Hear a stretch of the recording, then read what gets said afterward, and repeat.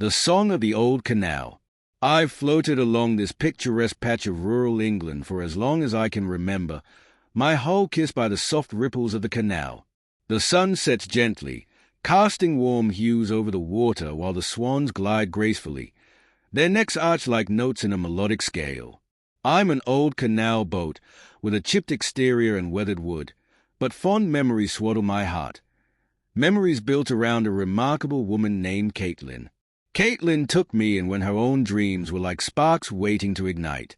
Together, we've traversed the winding waters of this tranquil canal, our bonded souls intertwined like the roots of the willow trees lining the banks. She's an ethereal presence, her golden hair catching the sunlight and transforming into a halo whenever she sings. Even after all these years, I can still remember the first time she filled my cabin with her voice. It was a rainy afternoon. Dark clouds rolled in, casting shadows across the canal. Caitlin sat cross-legged on my deck, strumming her guitar, seeking solace in the tumult of the weather. Her voice rose and fell with the rhythm of the rain, at once haunting and soothing. I felt the vibrations resonate through me, like the water had turned into music itself. For the first time, I understood the transcendent magic of song. Every day since, she has sung.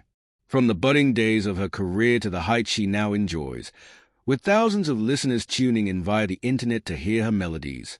As her loyal companion, I've been the steadfast anchor of her journey, bearing witness to her laughter and tears, her hopes and fears. We've shared our vulnerabilities, often facing the same storm together.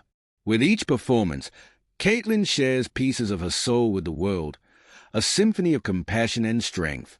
A friend of mine, a heron perched quietly on the bank, once told me that the beauty of her voice could mend broken hearts and light up even the darkest corners of despair. If only she could know the impact of her art, I mused as I rocked gently with the current.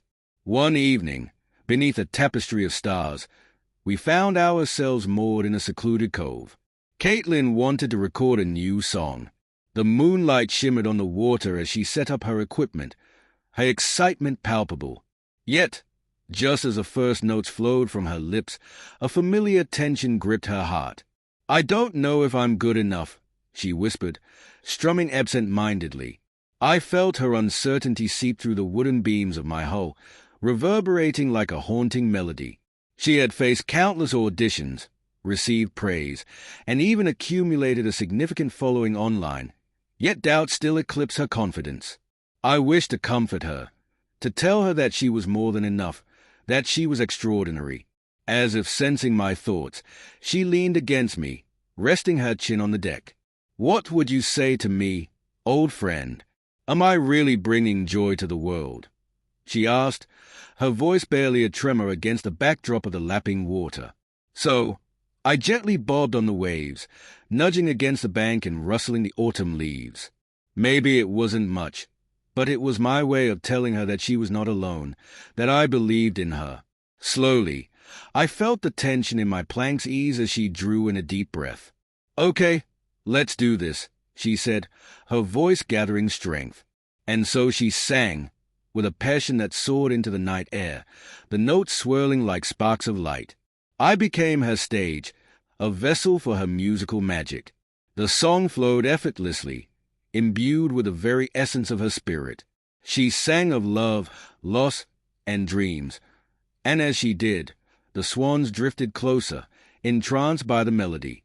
Even the moon appeared to listen, casting soft beams on us as if spotlighting her performance.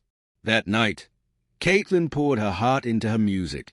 The recording captured her essence, her vulnerability transforming into strength, layering the sound canvas with authenticity.